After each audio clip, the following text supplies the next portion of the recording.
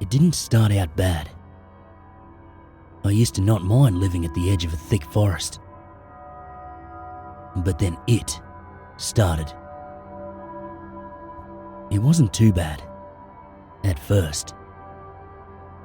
All it started as was waking up in the middle of the night and hearing a few twigs snap out of place or leaves rustling before falling back asleep. I live with my parents in a rural neighbourhood where the closest neighbours were a mile away. My bed is across my room, pressed up against the wall. When my head was turned to the side, I could see out my window. I could see the forest line in my backyard from the window. I woke up one morning to a handprint on my window. Seeing this meant that someone was in my backyard and looking into my room.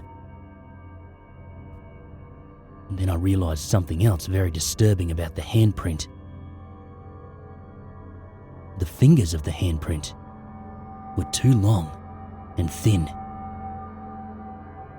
I got up and went to my parents' room. They didn't listen to me. They never listened to me. One night passed. Nothing happened, but I still felt uneasy. I didn't wake up that night, but I'm sure something had happened because the bird feeder my parents had hung up was on the ground. I told my parents this, but they dismissed it as the squirrels doing it. The next night, I woke up to a strange, eerie feeling. My eyes looked up at the window, and I almost screamed. A tall, lanky figure was roaming around the forest line. It was completely shrouded in darkness and hunched over. Its fingers, legs, and neck were far too long. Its movements were so unnatural and slow. Suddenly, it completely straightened up and snapped its head to look at me. I buried my head in my pillow, and I must have passed out from the fear.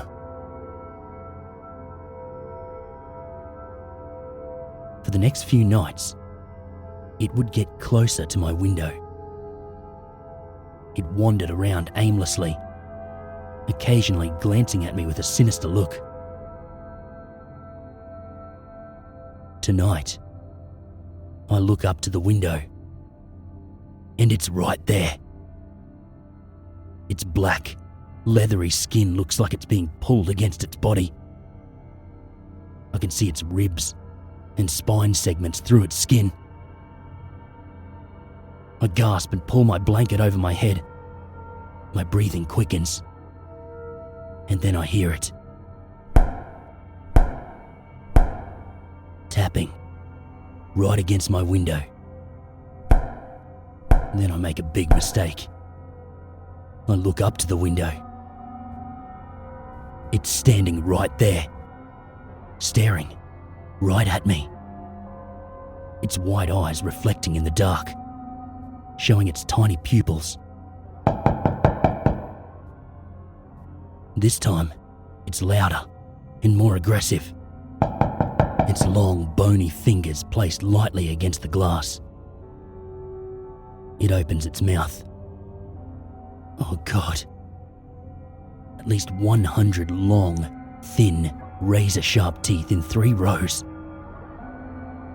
It let out an ear-piercing screech. Its neck twitched, and then I'm in shock. It slammed its head against my window. And then it happens again. Its neck contorted again before slamming its head against my window, still screeching. I start to panic. It's getting faster. The glass of the window is cracking. I start crying. I'm not sure how I hadn't started crying sooner. The glass shatters.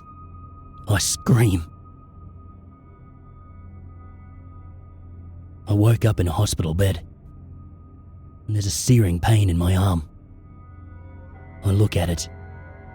My left arm is wrapped tight in bloody bandages. My right arm has an IV drip.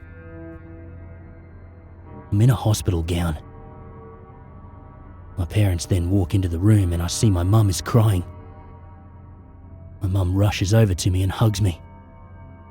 She's just repeating, "I'm sorry," over and over again, crying into my shoulder.